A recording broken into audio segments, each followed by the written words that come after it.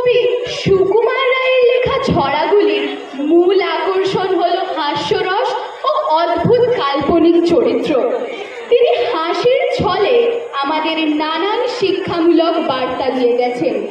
তার রচিত আবুল তাবুল বইয়ের বাবুরাম সাপুড়ে একটি অত্যন্ত জনপ্রিয় ছড়া, যেখানে একজন সাপুড়ে তার পোষা সাপ নিয়ে খেলা দেখায়।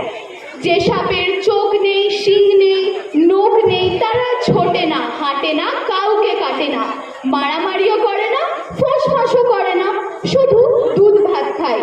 সেই অদ্ভুত দর্শন সাপুড়ে আর সাপদেরই আমরা প্রত্যক্ষ করব আমাদের পরবর্তী অনুষ্ঠানে, নাচ বাবুরাম সাপুড়ে।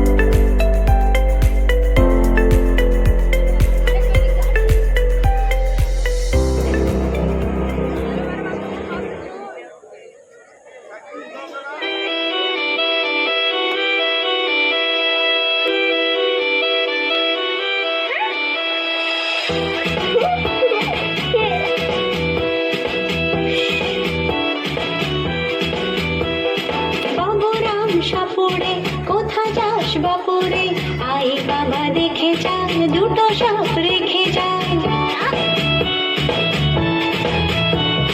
বাবুরাম সাপুড়ে কোথা যাস বাপুরে, আই বাবা দেখে যা, দুটো সাপ রেখে যা।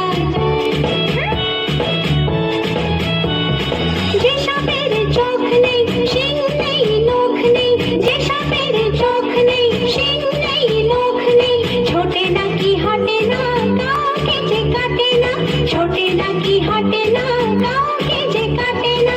বাবুরাম সাপুড়ে কোথা যাস বাপুরে, আই বাবা দেখে যা, দুটো সাপ রেখে যা।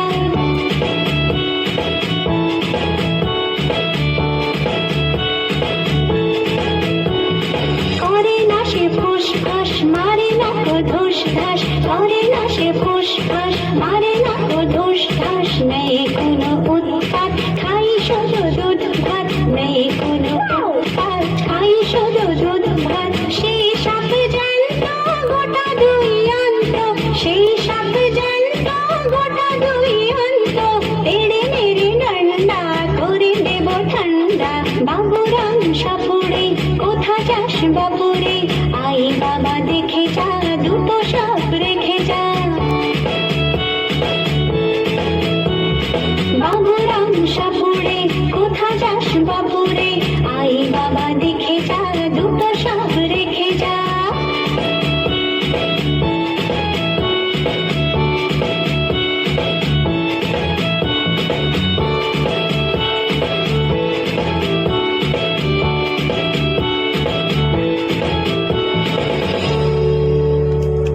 কেমন লাগলো আমাদের ছোট ছোট সাপুড়েদের? তাহলে জোরে একটা হাততালি হয়ে যাক।